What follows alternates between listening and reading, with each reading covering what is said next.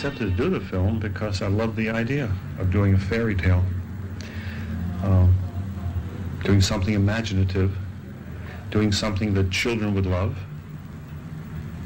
and that gives me, the idea gives me great pleasure. Some people call it science fiction. I don't even consider it science fiction. I consider it a fairy tale.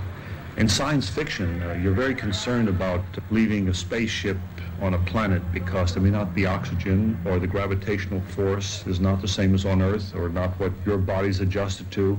And so you must take all that into consideration, or it's considered very poor science fiction. It's fairy tale. That's the environment. That's the context. But you can literally do anything.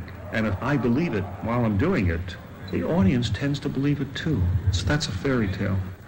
I worked so long with the script that I know pretty much everything that's expected of the scene, and I just shoot the picture. And as I go along, I vary, I change my concept often because of what I shot before, or I learn something, or I learn that I don't need a certain scene, or I learn that I haven't shown a certain person before and I have to show them now. There are about 1,000 little considerations before you can stage a scene, and you pay off things. The story of Empire really takes off a little while after the end of Star Wars, and picks up the continuing adventure of Luke Skywalker and his friends into a conflict with the Empire that ultimately culminates in a personal confrontation between Luke and Darth Vader. There are a lot of other things that go on in the meantime, but that's really the principal focus of the story. To me, it's very different from the first film because the shadings are much different. I mean, we do have an epic battle sequence, but it's not the climax of the film by any means. It comes very early. It's divided into 3 acts. The second act is Harrison and Carrie going off, and their involvements being chased and chasing each other, and the romantic thing. I mean, that's where he gets his big chance. At first, she's a princess after all, and I'm an opportunist, a mercenary type. But it develops into a love story, as it were. Lovely girl, the princess. Give me 3 weeks, in hyperspace with her, I might make a few points, I'm so burned about that. The poor dear. It's quite shocking. I think he's of course fond of the princess himself. It starts out as a kind of triangle, and then I'm thrown together with Han Solo. Ends up being one of those relationships like Tracy and Hepburn or Bogart and Bacall, or Fred Astaire and Ginger Rogers, where we scream at each other for the first half of the film, and step on each other and hit each other, and then we end up liking each other.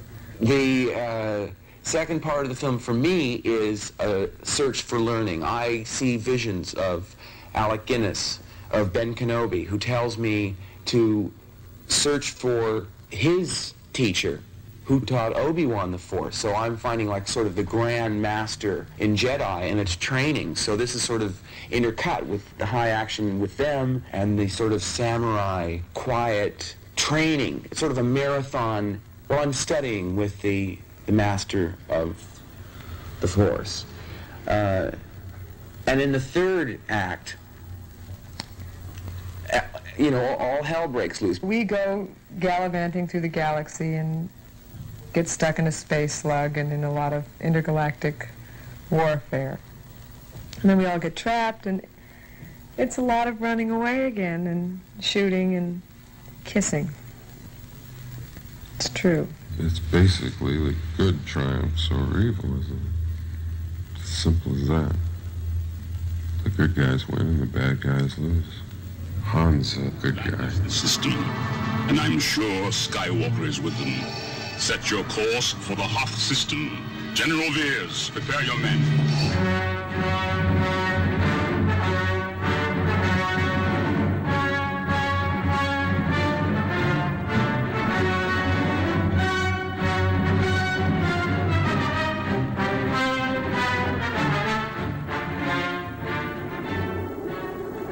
In all fairy tales, it's important that the characters come to life for the audience and that the people associate with them in real terms. Therefore, the characters that are created and the actors who play them have to appear to be real, so that the relationships between the characters, their moral values, their ideas, why they do things, have to be real to the audience.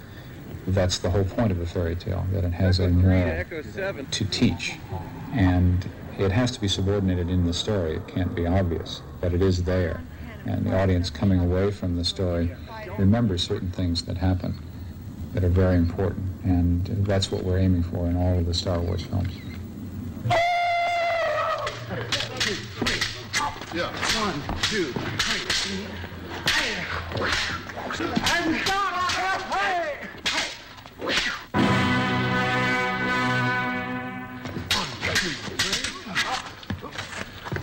1, 2, 1, 2. Shoot! Round you go. Yeah! I can't talk now. I'm out of breath. It's really hard for the kids to... They showed a bit of the... Peter Diamond over here was the Tusken Raider that attacked me in the first Star Wars. And it's a wonderfully edited, wonderful action scene. And yet to see it on the special, sort of no sound effects, no music. We're out there in Africa, rolling speed. I fall on a little mattress, plump, you know, and Peter's through the map saying, to your left now, to your right now, you know. It sort of destroys the magic. Because kids come up to you later and go, that looks so fakey on TV. So that's why I'm a little nervous about watching the rehearsals, because they're going to make me look really good. Look, Yeah. yeah. You go, bang. That's what you need there. Just a ball. Okay. You shoot the back leg out, right? One arm, though, not Yeah, two. that's right. Yeah, right. Okay. Oh, surprising. And I, too. Shoot down the stairs. Then down the That's stair. it. Now you're ready to Yeah. swipe at him. That's it, no long guard. Where was it that it fell out of my head? When I went over your head there, That's right. It was That's what there. you said earlier, do you remember? Yep. Right. Here you go. 1, 2, 3. Stop. no, he's not.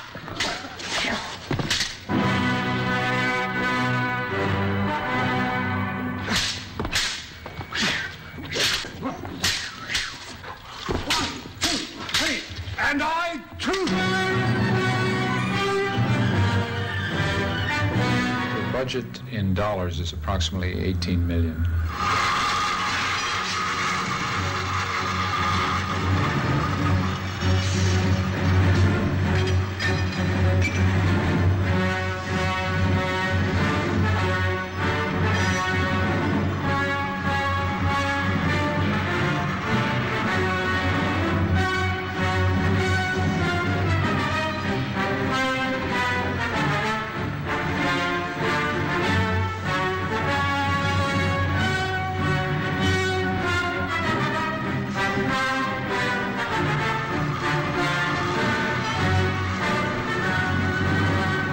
The Star Wars Corporation built this stage especially for this set. The stage itself is 250 feet long. We've added something in the order of 60 feet out of one end and another 20 feet out of one of the sides. So even though it's an enormous stage, still not quite big enough to accommodate the set as you see it now. The biggest set in the picture is in fact the Bog Planet, which comes later. It's the last set to be built here, which involves enormous trees that are something like 10 feet in diameter with incredible roots.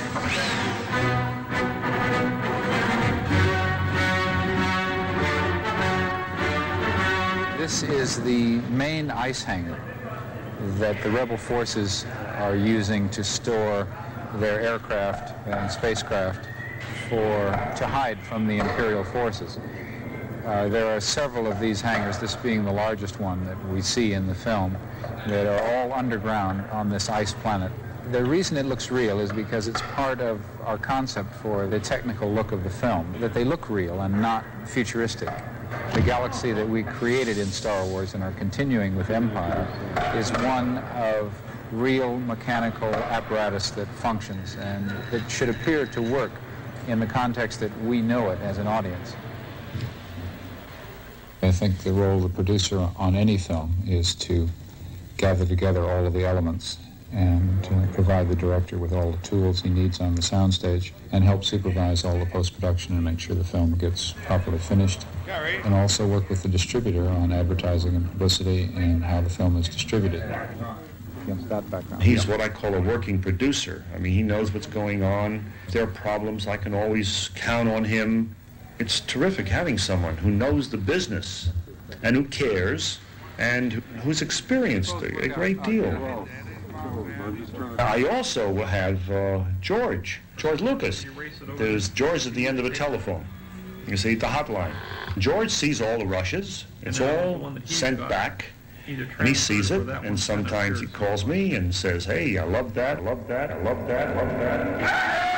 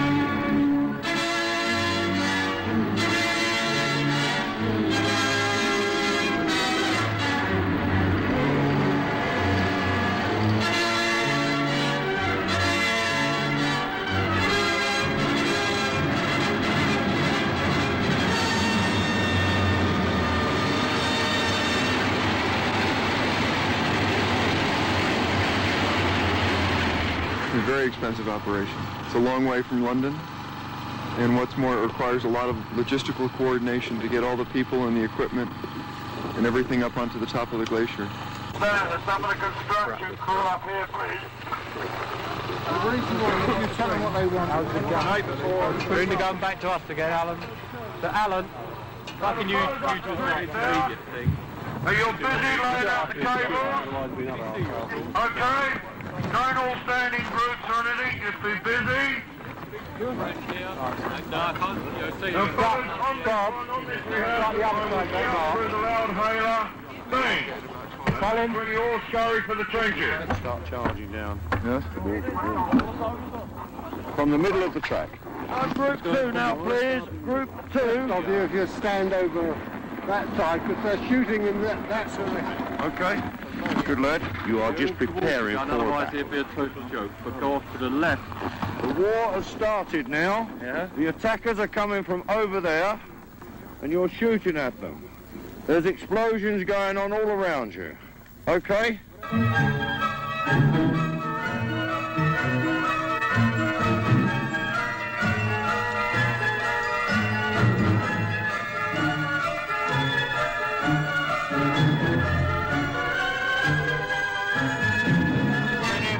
down to the foreground turret gun, please. Just be ready. Be ready.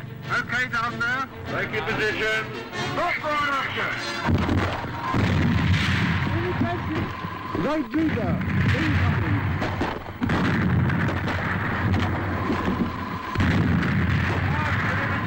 Can't fire.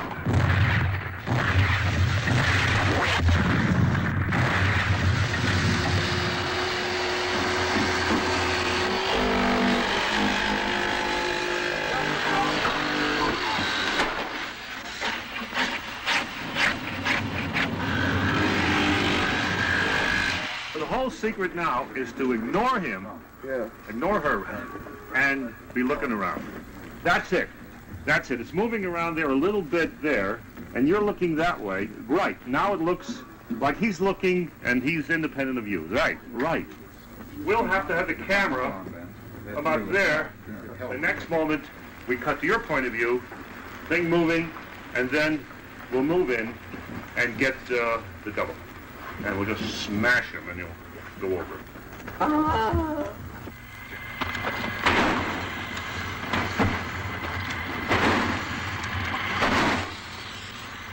Anytime you got parallels like that, it's phony. Yeah. Hey, what do you mean? Those are my two real ones. It's phony. If it's all pull to a halt, bang, bang, bang, dismount, run, No, you're going to lose it. It's No, got to that's be. right. That's right. That's why it has to be oh shit, Oh, because nothing else will hold that pause. I'm just. Oh, that's fine. Yeah, but. Broken goggles. Right. Action. Looking back, all the way back. That's right. Back here now, back here. Find him now, find him. Take the stuff off. You're seeing it. That's it. Out.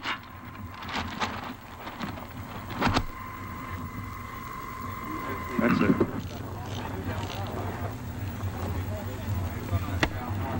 Well, we've got cutaways. Right, exactly. I mean, it's never ever going to, you know, you've got 3 cameras. We got 1 hour before we get a snowstorm. Let's go, Grizz. When I start doing that. Should do. Science fiction has certain qualities that you have to respect. All kinds of scientific jargon. We've eliminated all scientific jargon. There's almost none. Just a touch, like salt and pepper. It's not a science fiction movie. Luke, I have no approach vector. I'm not set. Steady, Dak. Attack pattern Delta. Go now. All right, coming in.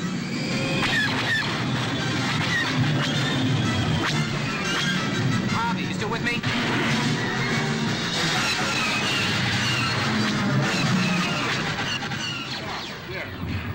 Do it the other side, the other side. Just the part where you're clambering up. Starting now.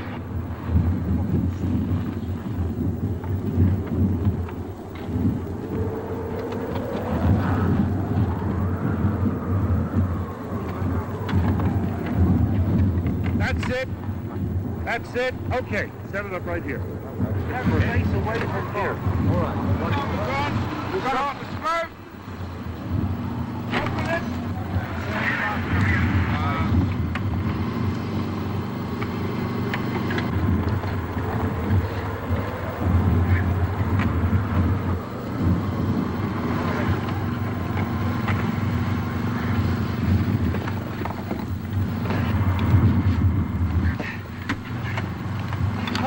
Okay, wrap up, fellows. We're moving down to Camp Sharman.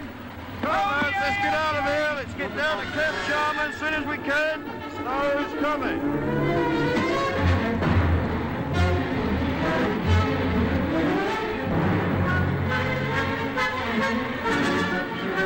Ready to go?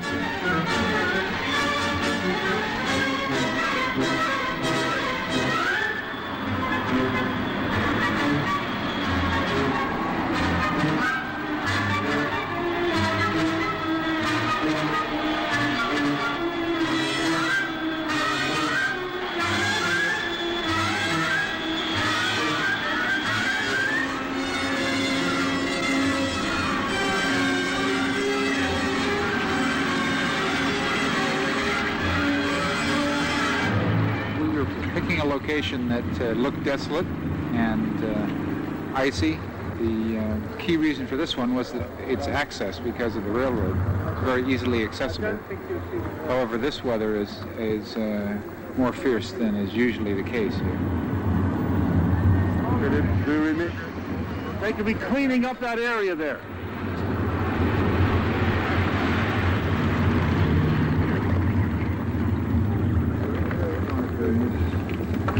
Anyone else with some soup?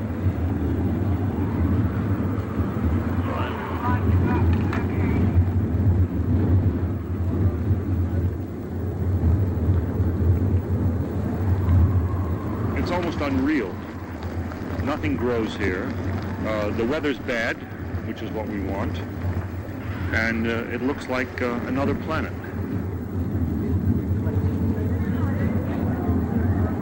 Cold makes problems for everybody.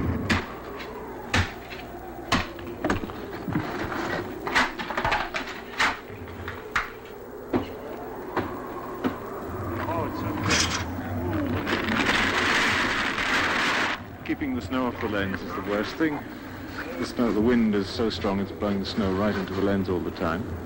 Then we have to condition the cameras first of all. Before we come here, we test them in deep freezers, change the oil to a thin oil so they can run more easily. We have to have lots of heaters on all the different parts of the equipment to make sure the film doesn't snap. It has to be heated up as well in the magazines.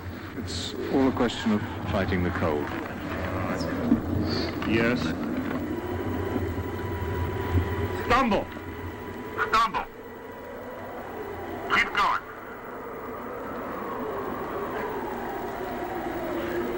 Straight ahead is always towards the branch. Roll down now.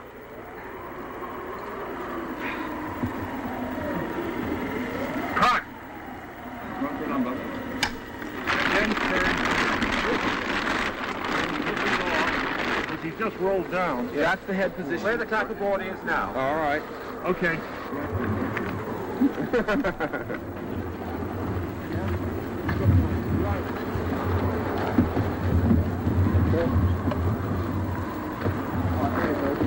Okay, cover. Yeah. All right, roll. 23B, take one guide track. Now, Mark. I'll tell you when you're in. Talk to the coach so he knows what's happening. The whole film is little pieces, in which a piece will be done back in the studio to match a piece here, and you have to match weather and the various elements to put them all together. So you're constantly thinking of weather and of where you're shooting it and whether there's too much snow, less snow, how cold it is, and getting a performance at the same time.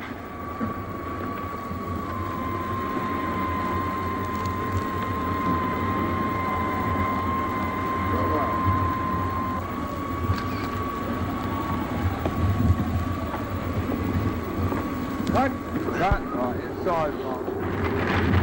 Okay, ready?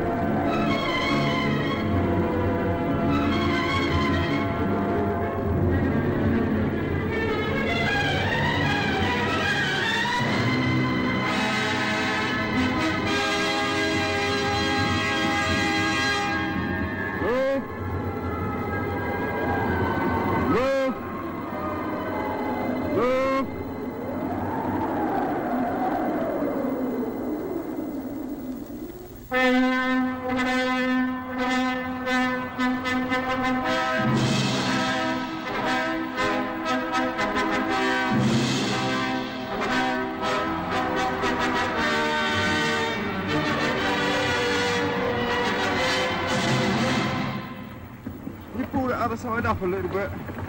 That's it. You want to go over? Pass that. Sport.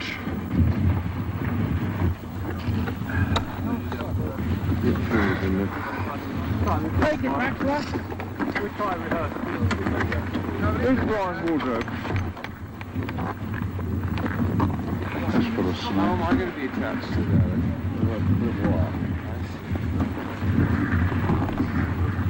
Yeah. Just assume the guy's taking him out as well. Doing the bumper stop. Yes. Well, Des, it's our big scene together.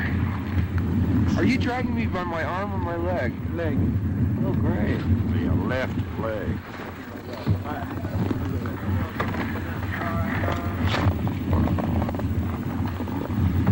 Start to walk. Which way? Anyway, just walk forward. If we could turn around to us slightly. Very fine, Des. Come on. Oh, well, then we're okay. It's very, Peter, very important that when Alan starts pulling, he keeps a distance of the arm. Like when Des goes forward. That's wishful thinking.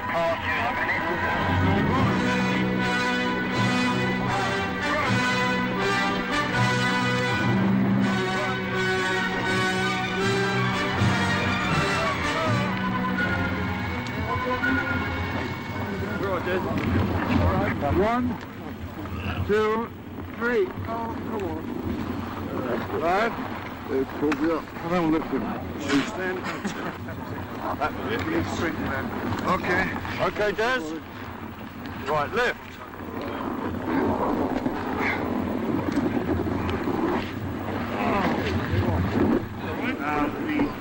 I know what's cutting the tail out. Stop with the leg. One switch with the leg. Well. Yeah, I don't think that's going to work. We'll have to do it by hand. It's the surface and being not able to see anything when I'm inside the head. Everything is just a complete nothing.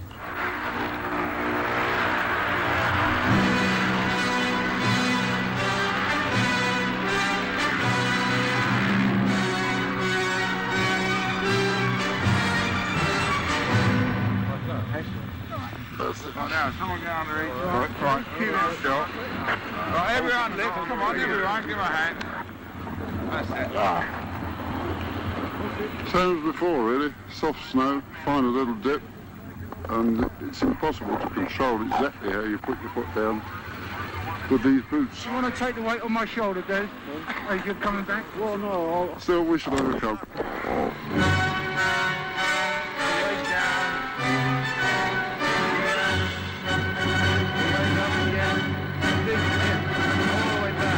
That's good.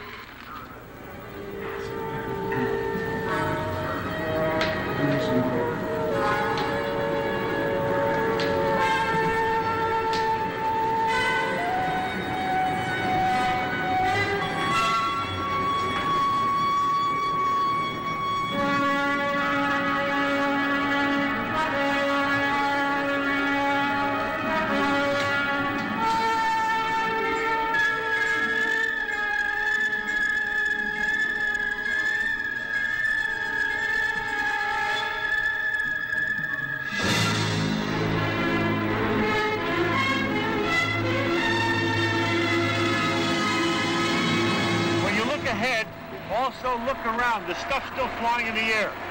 It just disintegrated. Wham! Yeah. Up you come, Pete. Just show us your face. Keep coming, keep coming. Hold it there.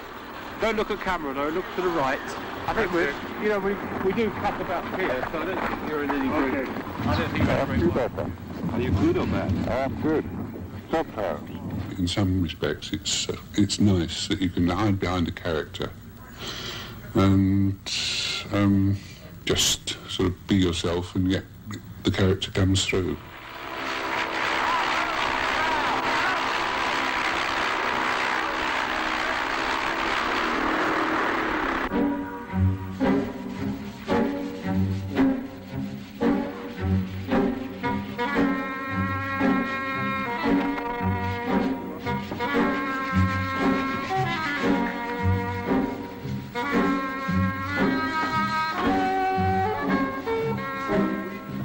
R2-D2, the robot.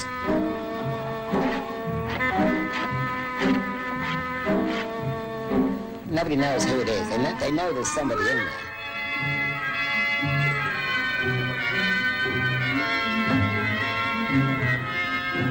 They don't know me personally, but they know that I'm in there.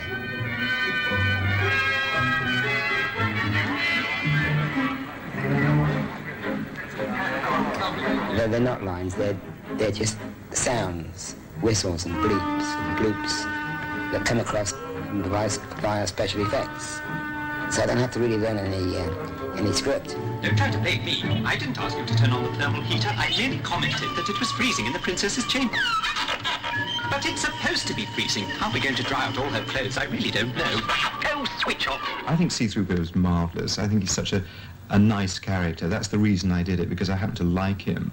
3PO is, I think, very like an English butler. He's that particularly British sort of person, very archaic and rather, he should really be in a museum. There aren't too many people that can support a character like that. One or two stately homes in England might have somebody like that now, but he's really out of his time. He's being left far behind, and consequently he finds all the things that happen in Star Wars, you know, the battles, the explosions, all the nasty characters like Darth Vader. He finds that very worrying. He'd much rather be at home serving the drinks to, you know, the family, to Luke and the princess and so on. So he hates all this, you know, he says he hates space travel, he hates a lot of other things too. And it's surprising that he's allowed himself to turn up in this, The Empire Strikes Back. Excuse me, sir. Put them back together right now. Might I have a word with you, please? What do you want? Well, it's Princess Leia, sir. She's been trying to get you on the communicator. I turned it off. I don't want to talk to her. Oh, well, Princess Leia is wondering about Master Luke. He hasn't come back yet. She doesn't know where he is. I don't know where he is. Nobody knows where he is. What do you mean nobody knows? Well, you said... Deck officer! Deck officer! Excuse me, sir. Might I... Yes, sir. You know where Commander Skywalker is? I haven't seen him. It's possible he came in through the south entrance. It's possible. Why don't you go find out? It's getting dark out there. Yes, sir. Excuse me, sir. Might I inquire what's going on? Why not? Impossible, man. Come along, Artu. Let's find Princess Leia. Between ourselves, I think Master Luke is in considerable danger. Rest. Hold on. The second time is around the back, looking.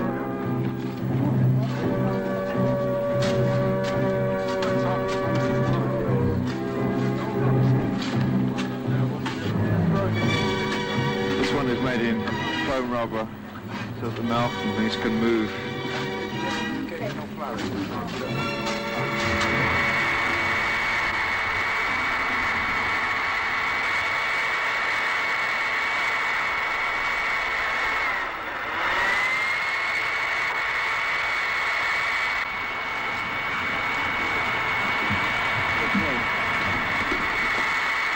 To the incense burner for the Tauntaun spread to get him to breathe in and supply the oxygen through the other pipe to push it out, push it forward.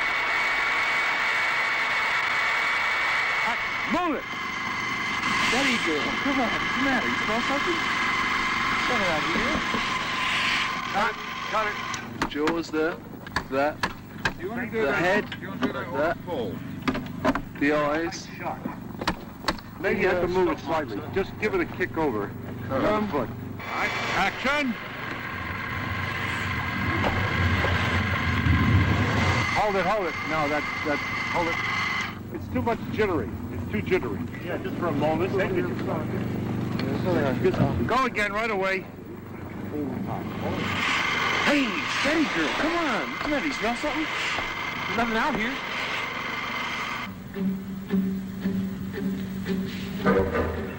We have to shoot 24 frames to equal 1 second.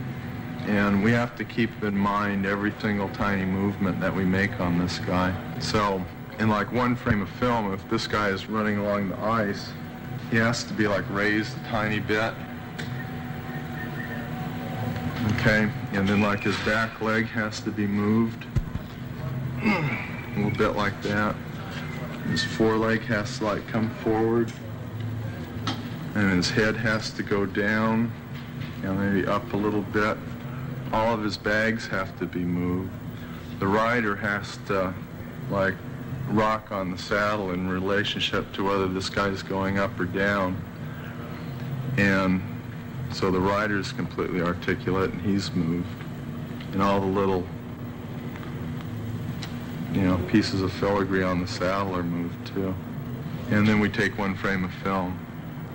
This matches into all the cuts with the full-size 8-foot-tall tauntaun that the live-action actors are riding on top of. And we have to be real careful about matching the actions in this animal to the actions in the cuts of the live actors. Say in the scenes where the actors are moving around, the full-size tauntaun moves real radically from left to right. We have to start our cut with the tauntaun moving from left to right in the same speed. We shot 71 frames of film, so for 3 seconds it takes about 5 or 6 hours. This is the Yoda.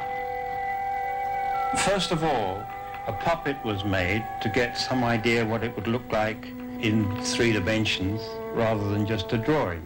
And this little fella was made purely for that. And as you can see, he's quite an interesting little character. But now he is a puppet, so we now have to make what we hope to appear to be the real thing rather than just a puppet. So this is made out of foam rubber, and it's going to be full of mechanics to give as many movements as we can possibly achieve.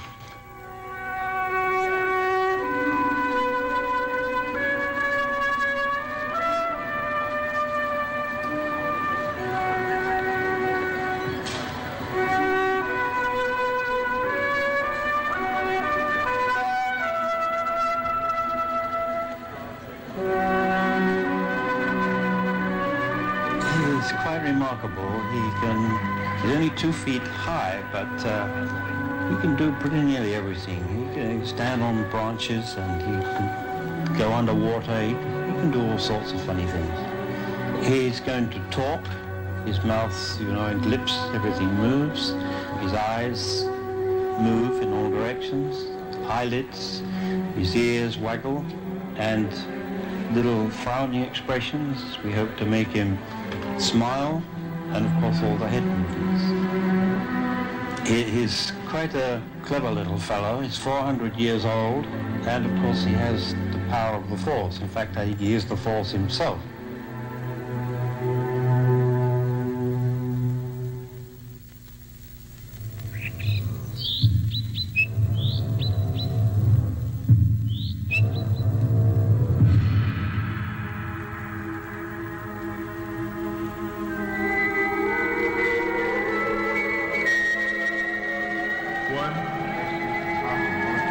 It's okay, yeah.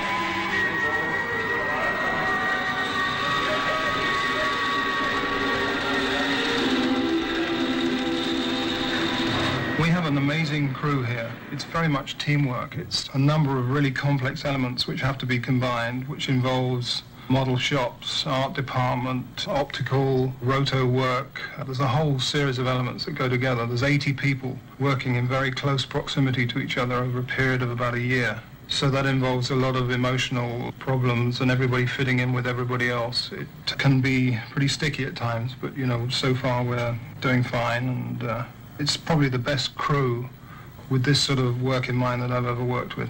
This contains every single story, every single picture that we have to produce. There's a whole series. There are basically 444, I think. Take this one, for instance. We have a planet in the background, stars behind that. They're shot as separate elements. Then we have X-wings, a rebel transport, and from a pinpoint on the planet's surface, 2 laser beams come shooting past the X-wings.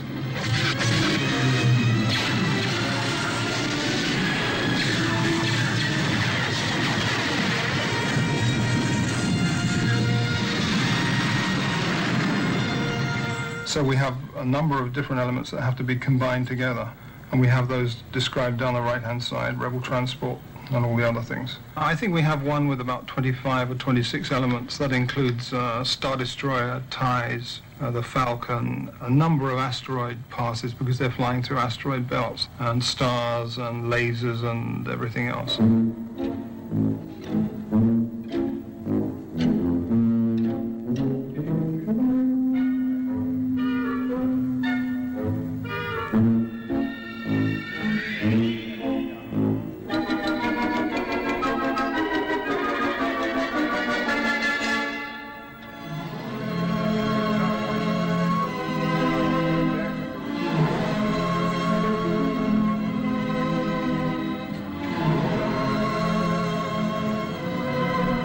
This is the joystick that operates the camera and model functions.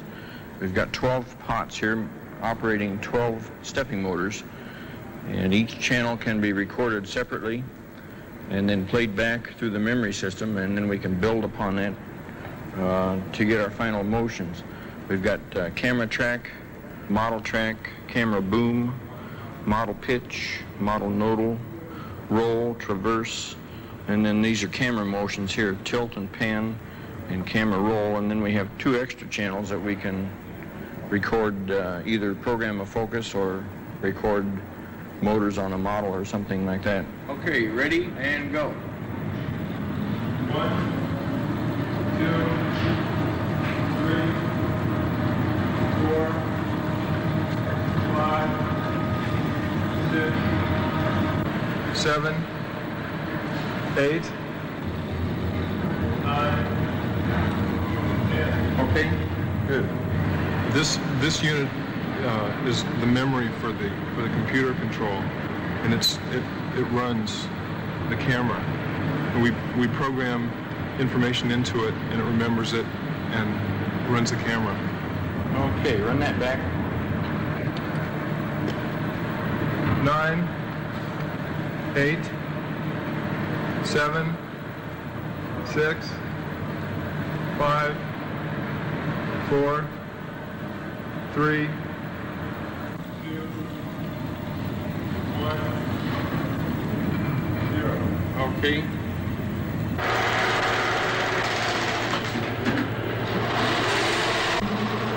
Let's see, motor control frames.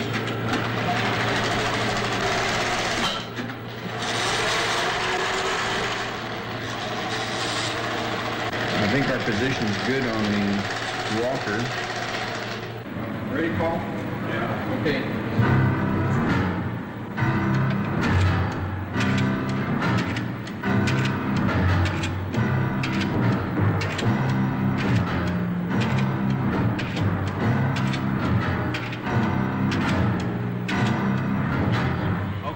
Let's pull that one out. That's the one that pulls up. There is no camera available, which is an up-to-date, modern, special effects-oriented reflex camera in our format, which is a large negative format. So I built one which runs at sound speed, which will remember the pans and tilts that you do on location so that you can repeat them exactly with a miniature background. So thereby you can put miniatures into scenes.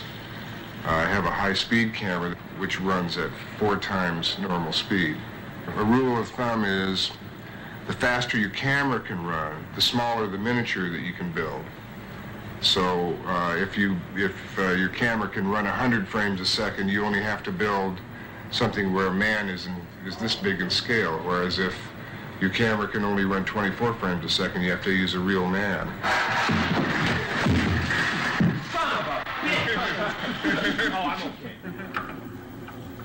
What we have here is a microprocessor developmental system. We use microprocessors throughout the equipment we build, which are microcomputers.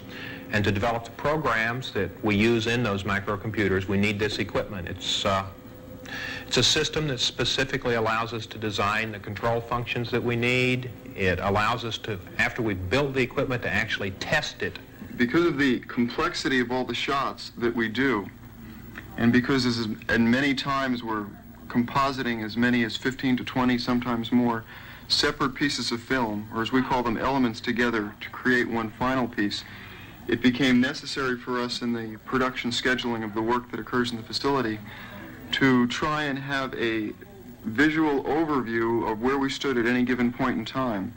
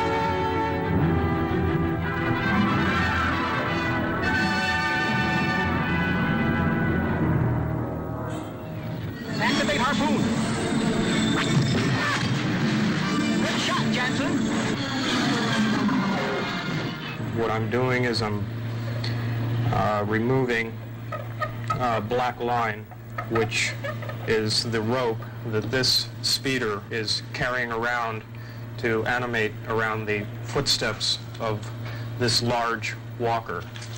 This is done frame by frame. This shot is about 69 frames long, and it's all how to be animated by hand.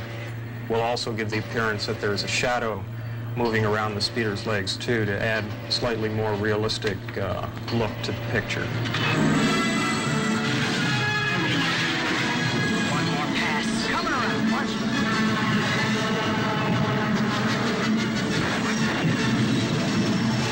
Cable out. Let her go. Detach cable. Cable detached.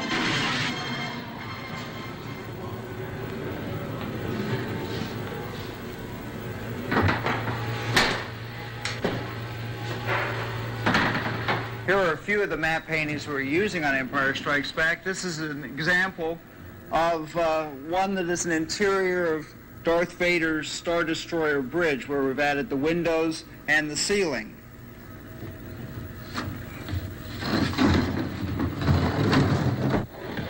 And this is the interior of the ice cave.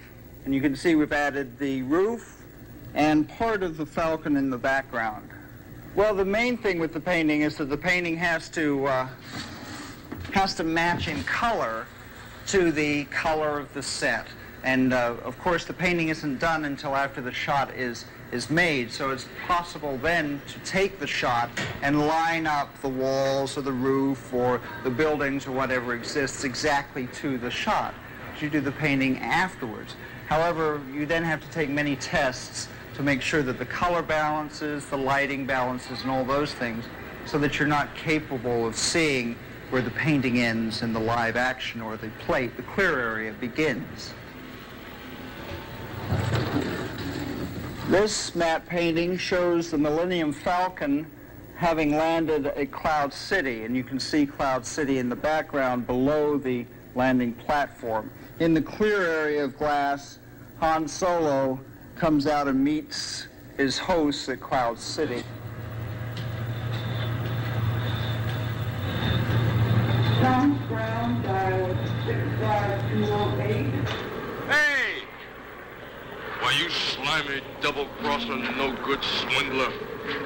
You got a lot of guts coming here after what you pulled.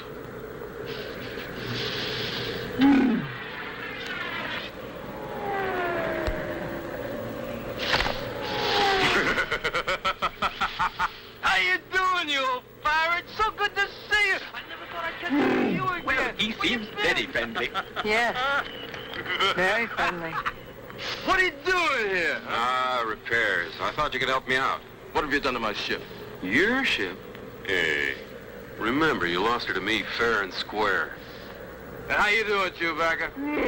You still hanging around with this loser?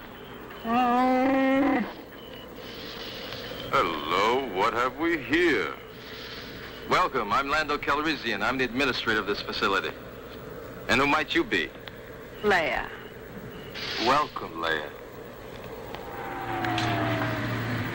We built a new optical printer, which is it's an enormous monster of a machine which has the finest possible optics that could be developed. We're in the fortunate position of being as close to a NASA-type situation. What we must do is actually rephotograph the originally filmed images, and that is done by this camera, and the filmed images, previously filmed images, are run through this projector and this projector, and the light comes through this condenser system.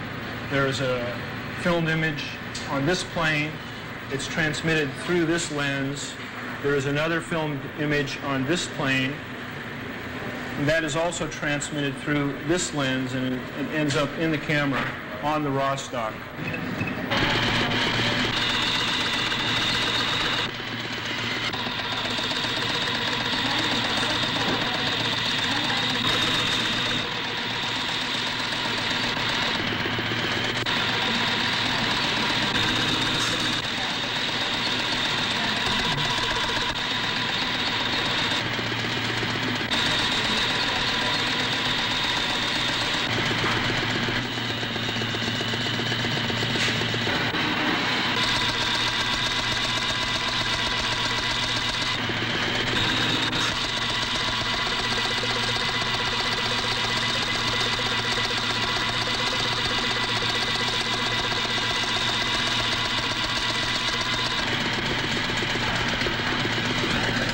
in a fantasy film, we have an imaginary world.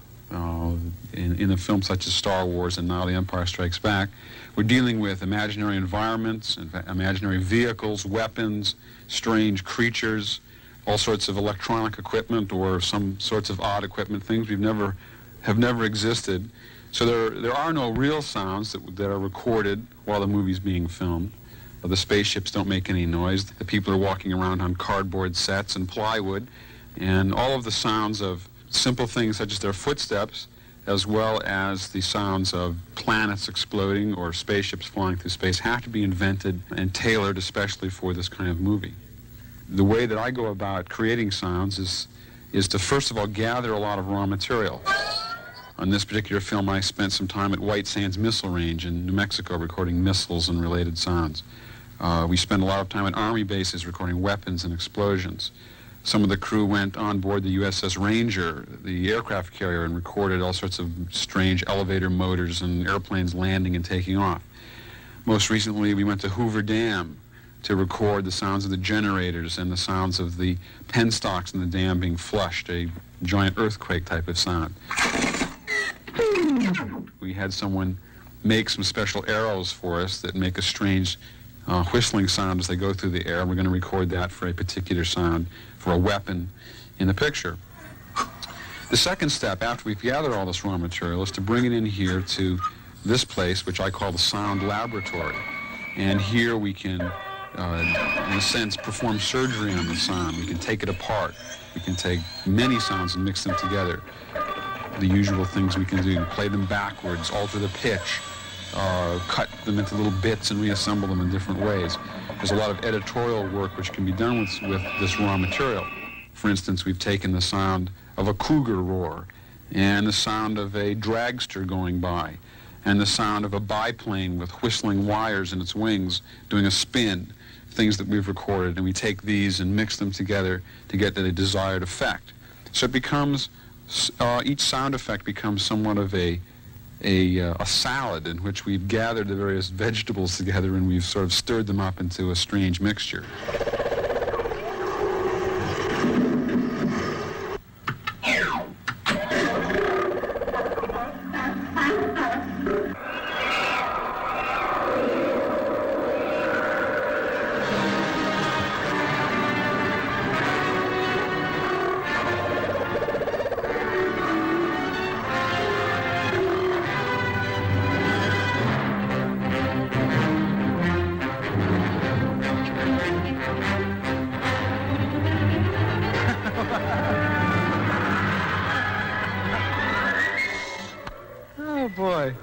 Lionel, to set levels for you, I'll just give you bar 13 a few times.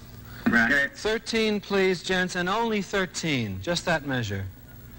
1, 2, 3, 4. Winds alone, please. Let me see what's your problem. It is under a line, should be. God, you never tongue it. 13, 1, 2, 3, winds. Good. Tutti, please, 13. 1, 2, 3, 4. Okay for you? Good. All right. Okay, we take it, please. All right, here it is, gents. Shh.